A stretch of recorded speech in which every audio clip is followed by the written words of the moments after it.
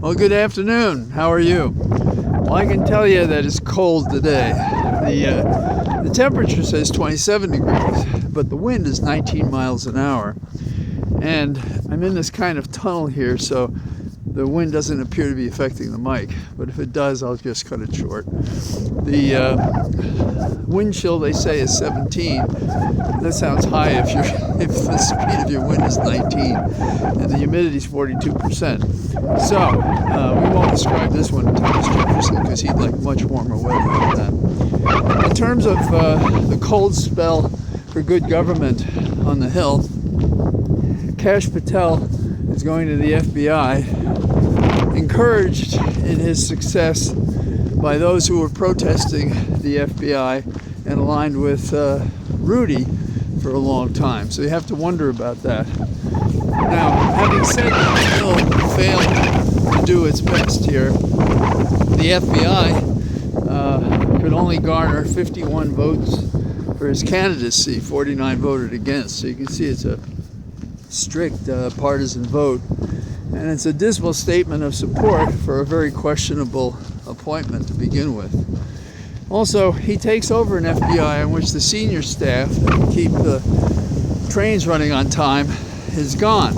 So that's not certainly not a good result. The Zelensky-Trump thing is a real mess because Trump is doing what has succeeded so well for him in the past.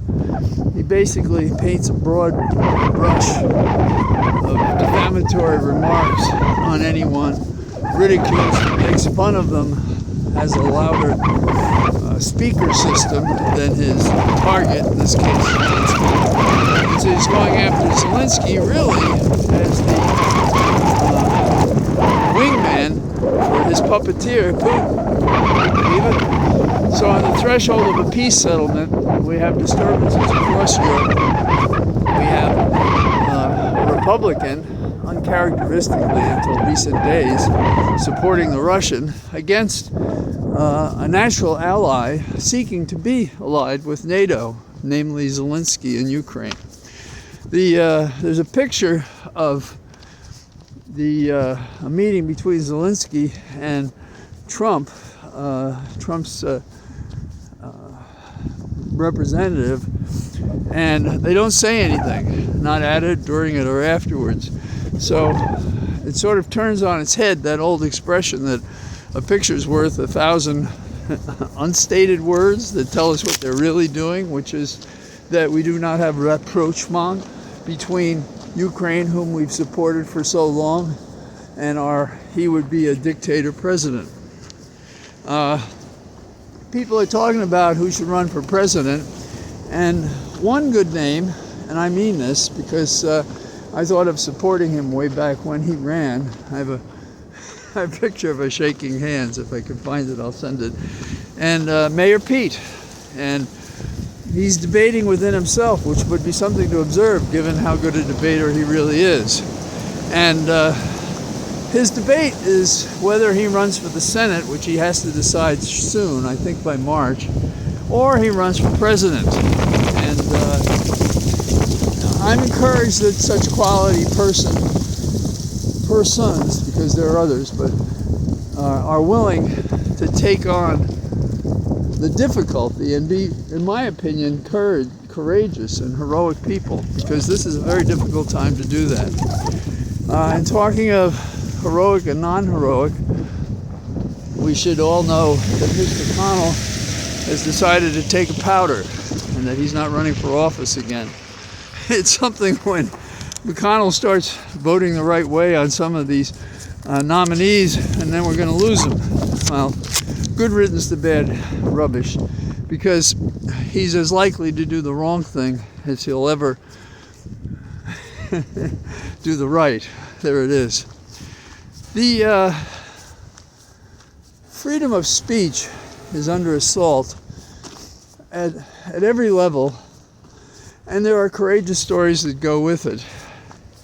And there's a Mississippi state judge who comes into this category of abridgments of our freedom to talk under the siege that is aimed at Not all expression. It depends on who's in control. So it's not free. It's not independent. There are efforts in the administration to outlaw certain words. Felon, I'm told, is one of those. How appropriate, huh? Drives him crazy. I'm glad for that, because he deserves a lot worse than just the chill of defamation that is true to the point in the facts. So, but the story in Mississippi with the judge is that there was an attack on local, when I say an attack, I have to be very careful here. There was a criticism, very strongly stated, in an editorial that was critical of the mayor and city officials. Whoa, that's the offense? Yeah, that's the offense.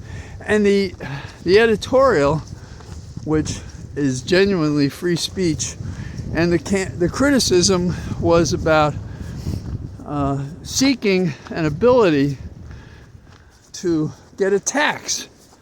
And so, tell me if this isn't old but fair news coverage. They were criticizing the efforts to get the tax. And the judge said this was making it difficult for them to get the tax. Well, that's not the standard of free speech. There are a lot of reasons to be against the tax. It is ironic that we thought taxation without representation was one of the, well, stalwart, suppressed, excited, supported attacks in those days. If we weren't going to be part of the parliament when we were a colony, and you were going to impose taxes on us, and we weren't being represented, that's not fair and right and just. And now, here we have people who want to increase the tax, and we're using the First Amendment, which was spawned by that revolution, if you will. And we got a judge who apparently doesn't understand the values of a republic or of the First Amendment. How do these people get on the bench? Bad politics. In my experience, you can squint your eyes and find a person who'd like to be in office, who is capable, as well as a partisan. And in my experience in life, you could find people that would work hard as hell to be impartial in those judgments. Less so these days. And another court, I'm glad to say, has denied an emergency claim by Trump and company against in which they oppose birthright citizenship. And there's another case in which some parties seek contempt against government officials for the failure to reinstate the funds for offshore projects that the United States has supported. So the final thing is, here in Northern Virginia, as you probably know, those of you who are near me know it, of course, and others can sense its truth, but we have a lot of people who are federal employees. They are, because over the years they're not political, but they are talented. They have expertise. They have institutional knowledge. They know how to connect A to B to make things happen in the right way, not in a corrupt way. And the laws of our land are complicated and were designed, maybe not in the initial brush sometimes, but over time and revision, they have a point. And then to create independent agencies that learn and can pass rules and regulations subject to discussion. I'm literally getting lifted a little bit by the wind. So if you see me floating, you can know it's the wind has gone past what the Thomas Jefferson people think. So imagine, I put up a picture of a forest ranger. He's fired. The picture is him with his son outside one of our public lands, public parks. And what is he going to do? What is he going to do to feed his family? What is he going to do with the work and knowledge he has? But what about an air traffic controller? What about a tax expert? Legitimately collecting what is appropriate. What do we do about that? What about FDA? What about these various agencies that protect us from corruption by public officials, by corporate officials, so that the others will be in line and the beneficent among us will do it even if there wasn't the law? But that's not our problem with rules and regulations. It's because people don't do the right thing. Child labor, abusive workers, bad working and dangerous conditions. So think about the person who is learning they lost a job. In this market, what do? In terms of public service, what do we get? Is the destruction of our government the only thing that Trump is concerned about so that he can populate the loyal MAGA people in positions they have no business holding, no experience to conduct themselves? So,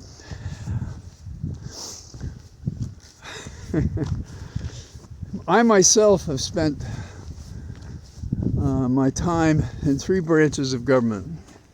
The judiciary is a law clerk, the executive is a prosecutor, and the legislature, Congress, as a special counsel to House and Senate committees doing investigations. So I've been inside the beast. Several times I almost worked for different agencies. The other half of my legal life and political life is spent outside government, private practice, representing clients and so forth. The degrees of freedom you have to do these things varies with background, opportunity, and so forth. A person who at a young age doesn't have much might not have insurance. So they have disposable income to rent it first, not even to own. But then when they can own it, they're kind of tied down. And so that job halfway across the country they might take under these terrible circumstances now, they have a home to sell, to keep, that perhaps prohibits them from going elsewhere. Many people below a certain age, the insurance that they get may come from an employer. Take away the employer, take away the insurance. The children go to school. Some may have special needs. Is that going to be covered in this administration? Children with special psychological problems. Are we going to believe in mental health? The thing that gets you interested in government and politics is very different than if you choose to go to Wall Street and enter the financial profession that many legitimately do and hold.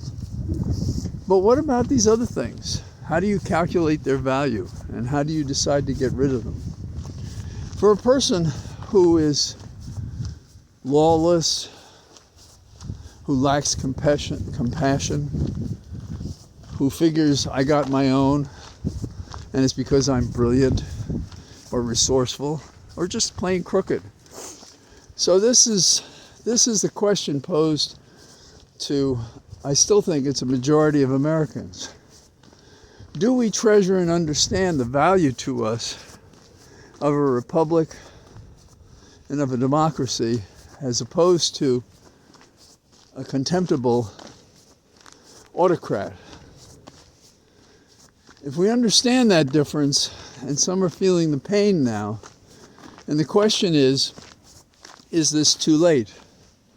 Have we passed that pivot point in which we now, because so many remain silent and didn't fight, that we're in a very difficult position?